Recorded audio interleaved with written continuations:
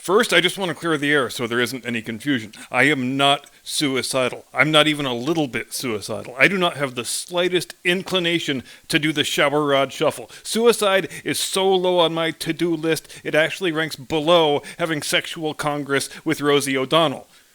Or maybe it's tied. I'll have to check. So yeah, if you needed any more evidence that unwarranted self-importance is one hell of a drug, or any more evidence that the religion of leftist identitarian grievanceology causes fairly severe brain damage in its true believers, our friend Jussie Smollett, convicted multiple felon Jussie Smollett, provided quite a bit of both during his sentencing hearing yesterday, which all in all had a vibe that was somewhere in between a reality TV show and a Saturday Night Live sketch and a WWE event. And I really like this judge, by the way. I think it takes courage to rock a 1980 Dirk Benedict haircut in the year 2022, and this man looks to have courage in ample supply. Now, Jussie Smollett, first and foremost, is a guy who cannot conceive of the fact that he is way, way less famous than he thinks he is. I think he imagines that this trial of his is some sort of 21st century OJ trial with the whole country hanging on every twist and turn, talking about it around the water cooler at work, furiously placing bets on the outcome at their local Indian casino sports book, when in reality, each time this case is back in the news, most people have to jog their memory to remember who this dickhead is. And when they do, they shrug and chuckle and go back to forgetting about him. For God's sake, this whole story was predicated on the idea that a couple of homophobic, racist, redneck Trump supporters would be able to instantly identify a minor supporting player on an obscure Fox TV drama with an all-black cast. Now, even if the rest of the plan was a work of sublime criminal mastermindedness, that one thing by itself causes it to fall apart completely. Well, that and the fact that he had to hire a couple of gay Nigerian weightlifters to impersonate the xenophobic, racist, gay-bashing, MAGA hat-wearing assailants. And I think that's still my absolute favorite thing about this story. This is such a ridiculously non-racist country that Jussie couldn't even find a white racist homophobe to beat him up for money. And speaking of things that cause false narratives to collapse, here's another one. And we don't need to restrict it to just the Jussie Smollett fake hate crime hoax. We can extrapolate it all the way across the country. We can make the definitive, demonstrably true statement that nearly every time the news media tell us there's been some anti-black hate crime, it winds up being a hoax. And why would people dream up elaborate fake hate crimes to commit against themselves? Because we live in a society that, rather than celebrating talent or merit or hard work or determination or moral courage, we celebrate victimhood. A victim is the best kind of person you can be, and a hate crime victim is even better yet. Being a hate crime victim in the United States of America in the third decade of the 21st century is like winning the moral currency super lotto. If you can convince people you've been the victim of a hate crime, you've pretty much got it made for life. And here is the craziest part. People who've already attained wealth and notoriety of a kind that you and I can scarcely envisage, who enjoy a level of privilege and luxury beyond nearly everyone who has ever existed in the history of humanity, they will give it all up. They will flush it right down the shitter for a chance at winning the social currency jackpot that accompanies being the verified victim of a bona fide hate crime. And Jussie isn't even the most extreme example, I think, though he is the only one who's gone to prison so far, so you have to give him that. But Meghan Markle, she was a D-list television actress from a show that was so inconsequential I can't even recall the name right now, and she somehow managed to fail upward all the way to Royal Duchess. For the rest of her natural-born life, she would be one of the wealthiest, most pampered, most privileged people on the face of planet Earth, and in exchange, all she would have to do is launch ships, review troops, cut ribbons, travel from engagement to engagement by private jet or private train. It sounds like a pretty cool deal, right? Well, she didn't think so. She thought it was hell on earth. She didn't even make it to the 1-year mark before she fled back to Los Angeles with her poor husband's testicles in her handbag. And what does she do when she arrives?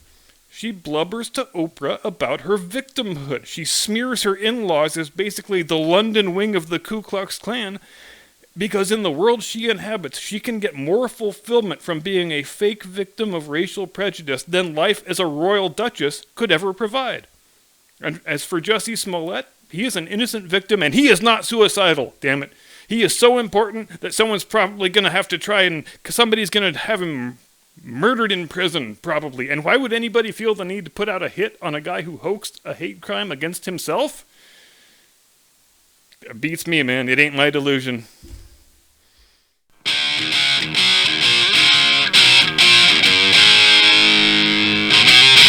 From atop the battlements of Castle Curmudgeon, where I wouldn't be in the least bit surprised if Jussie winds up refusing to leave prison when his 150 days are up. If you know what I mean. Good evening, Mr. and Mrs. America and all ships at sea. Welcome to the program. I am your eponymous host and humble servant. And I want to spend tonight's main segment talking about one question only. Why is the Russia-Ukraine war any of our concern? Now, we've heard a lot of lazy, ignorant World War II allegories lately, but let's try a couple of useful ones, shall we? Now, in the Russia-Ukraine war of 2022, it took the United States about a week and a half to stop transacting with the Russians on their energy commodities, but in World War II, we were still selling oil to Japan right up until the day of the attack on Pearl Harbor. The carriers that launched the planes, the cruisers and destroyers that accompanied the carriers, and the planes that dropped the bombs and the torpedoes, they all had oil coursing through their veins that was bought from the very same country whose fleet they were attacking. Let's not forget, the war we now call the Second World War, it did not begin when Germany invaded Poland in 1939. It began with the Japanese invasion of Manchuria all the way back in 1931. It continued when the rest of Western China was invaded in 1937. By the time you get to Pearl Harbor, the Japanese have been committing war crimes and atrocities against the Chinese for over a decade. The rape of Nanking took place a full 50 months before Pearl Harbor was attacked. And did we ever stop selling American oil to Japan, even as they were perpetrating some of the most appalling crimes ever recorded in the annals of human depravity? Nope, we did not. And what was our reasoning? Why did we continue doing business with such an obviously evil empire when the enormity of their crimes was already well known to us? Because, in the view of our leaders, we were a neutral, disinterested party. This was a war between two countries in Asia, and it was not any concern of ours. If we stop doing business with one party or the other, then it will look like we're choosing sides, and we are trying to maintain the appearance of neutrality, so we can't do that. This was a point of strong bipartisan consensus in the Congress, and it was a position supported by broad majorities of the American people whenever they did a survey. And our approach wasn't all that much different with respect to Germany.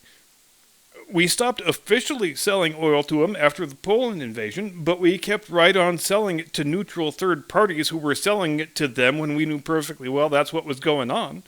And we kept doing it right up until Hitler stupidly declared war on us 2 days after Pearl Harbor. So take a moment to consider all that, and then contrast it with the present example, the Russia-Ukraine war of 2022, which is a contest, and this cannot be repeated often enough, between two former Soviet republics. This is not a conflict in which the United States should have any obvious rooting interest. But within a matter of days, our president and his flacks and his underlings left no room for doubt about the fact that we are 100% on the side of the Ukrainians. We are 100% opposed to the bad, evil, monstrous, mendacious Russian devils. Not just the government, not just the military. We hate the Russian people, and we want to wreck their economy and make their lives a living hell of suffering and despair. And that last part, like we talked about on Wednesday, that's a pretty shocking departure from the last 75 years of U.S. foreign policy. But then it's been pretty abundantly clear for quite some time now that our leaders are very, very desirous of going to war with Russia. And we already are at war. There may not be a congressional declaration to that effect. We don't bother ourselves with those trifling little details anymore anyway. We may not have troops on the ground yet. But when you launch a whole of government effort to utterly destroy the economic life of a foreign country, when all the woke corporations fall right in line with the regime and instantly divest themselves from said foreign country, You're at war with that country, and there's no two ways about it. And it's a pretty stark contrast compared with how we used to do things. When Japan had spent a full decade marauding across China, burning and raping and killing and pillaging to their heart's content, racking up an easy 7-figure body count of women and children and non-combatants, and we never even stopped selling them crude oil. Was it controversial? Nope. Were there Americans marching in the streets demanding that we stop selling energy to murderous expansionist tyrants? Nope. Because neutrality in foreign wars used to be something we highly valued and took very seriously. Right up until the bombs fell on Pearl Harbor and Germany and Italy declared war on us a couple days later, overwhelming majorities of the American people wanted no part of the European war or the Asian war, and as far as they were concerned, if we can make a few bucks selling our extra oil to the belligerent nations in these wars that don't concern us, then why the hell shouldn't we? Now, our attitude is so much different now, accustomed as we are to being the global hegemon and the policeman of the world, that it seems hard to believe it's been only just a little more than 80 years between then and now. Today, when a war kicks off overseas, it's expected that we take a side on the first day. Not even the slightest hint of lip service is paid to the prudence of neutrality and non-involvement. And we owe much of that to the continued, pointless, dangerous, counterproductive existence of the North Atlantic Treaty Organization, the biggest practical impact of which is that we don't even have the option of saying we're neutral, this doesn't involve us, so go ahead, have your war, knock yourselves out, let us know when you're finished. Which is exactly what the American response should be in a conflict between two former constituent republics of the Soviet Union. If the United States broke up and Texas invaded Oklahoma, do you think the rest of the world would expect Russia to step in and fix it? Yeah, me either.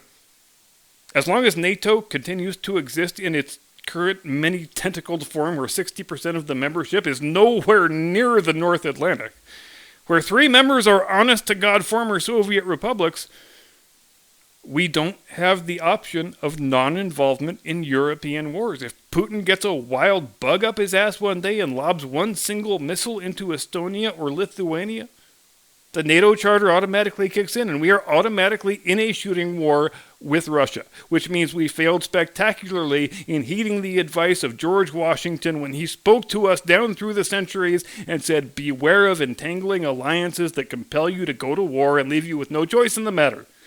This is the exact thing he was talking about, and we didn't listen, and we might wind up paying a heavy price for it. And you know why that's dumb as hell? Because this is a European problem, and Europe does not need our help in solving it. There seems to be a perception among the general public, and even among the fake news media and lots of people in government, that the U.S. is the only country that can oppose Russia militarily. But let's dispel that bit of stupidity so we can then dispense with it. In terms of military expenditure and operational capability, Russia, Germany, France, and the UK are all on a roughly equal footing. If the Germans and the French and the British took the decision to oppose Russia by force, Russia would be screwed. Russia would get crushed. Like within a matter of days or weeks, they would get crushed. And if you can get the Dutch and the Belgians on board, even better. That's an even bigger ass-kicking. So why the hell is it that when Russia rolls tanks into Ukraine, rather than Europe formulating a European solution using European force of arms, does everybody look at the U.S. president like he's supposed to be the one managing the situation? And why do so few Americans see a problem with that? And there are other questions worth asking, such as, why does the American elite ruling class seem to have so many weird entanglements in Ukraine?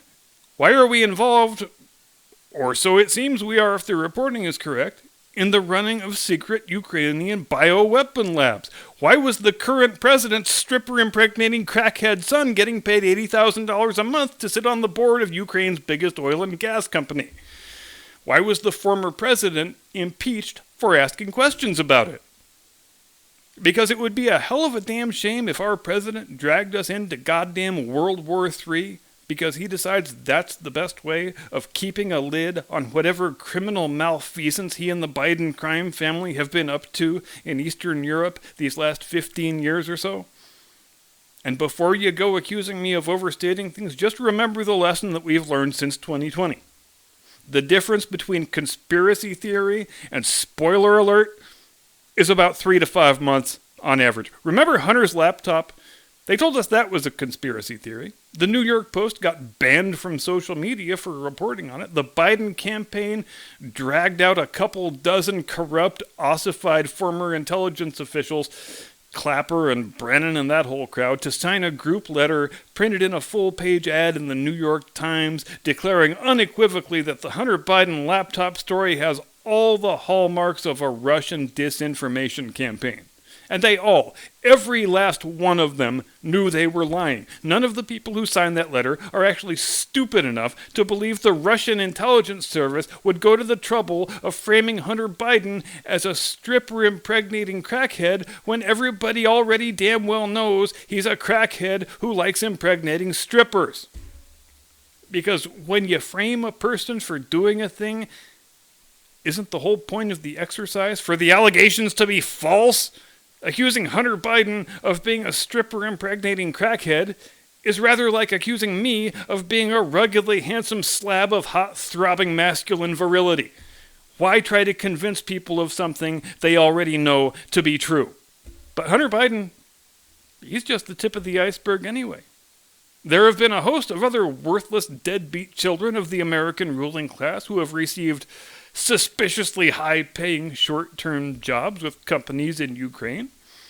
One can't help wondering if some of those families would just as well see Russia reduce Ukraine to a smoldering cinder, the better to destroy and bury any evidence that might exist of whatever it is they want to keep hidden. And like always, if a bunch of innocent women and children have to die horrific, needless deaths in order to keep our gravy train from getting derailed, well, you know how it is. That's just the cost of doing business when you're the global hegemon, right? Now, for my part, I like to avoid getting lost in the weeds. I like to take the 30,000-foot view of a situation whenever possible. And in the present case, you know what the 30,000-foot view is telling me? It's telling me that if I wanted to diffuse the present situation as quickly as possible with the smallest effusion of blood, what would I do? Easy. Abolish freaking NATO. Problem solved. When we think of NATO, our leaders, they want us to think of Ike and Monty bravely standing up to the Soviet menace. They want us to view NATO as a purely defensive, good-hearted alliance tasked with keeping Western Europe safe from Soviet aggression. I mean Russian aggression, as the case may be. But that isn't what NATO is. That's not what NATO has been for a very long time. Ever since the dissolution of the USSR and the fall of the Iron Curtain, which was the moment when NATO should have been disbanded and stood down, since its stated mission no longer existed. It has instead morphed into an expansionist entity whose primary mission seems to be engaging in hostile provocations toward Russia. Now, I don't claim to know what Putin was thinking when he launched a wholesale ground invasion of Ukraine. I don't think annexing Ukraine improves his strategic situation all that much. Moreover, annexing Ukraine means you have to directly administer its territory and its people, which is a drain on the economy that you can't really afford right now. For a man who previously has demonstrated a fairly thorough and detailed understanding of why Soviet communism failed, this is really the first time we've seen him make what can be described as Soviet-style strategic misjudgments. And as I explained in a previous video, I thought that he only had designs on portions of the Ukrainian coastline, which would mean more ports for the Black Sea Fleet, and he also needed to gain control of the water pipeline that previously supplied Crimea, but which the Ukrainians had shut off after the annexation in 2008. But attempting to take the whole country, seemingly just as an act of hubris because nobody thought he would do it, that seems to me a strange play and decidedly out of character. But irrespective of all that, from our point of view here in North America, this is a dispute between two former Soviet republics. It does not involve us, and it is not our job to fix it. As we already talked about, this is Europe's crisis, and Europe has more than ample resources with which to address it. When the Germans and the British and the French have the combined capability of effectively wiping Russia off the map, should they choose to do so, Why is U.S. military involvement even being contemplated? There is no good reason, and we would do well, in my judgment, to get back to understanding what isolationism means and why it is often a good and proper thing. Isolationism doesn't mean you're completely ignoring the rest of the world and refusing to engage with other countries. It means you don't jump headlong into stupid foreign wars that have no upside for your country or your people. We fought Japan because they attacked us. We fought Germany because they declared war on us. And those should be the only two circumstances in which we ever send our people to fight overseas.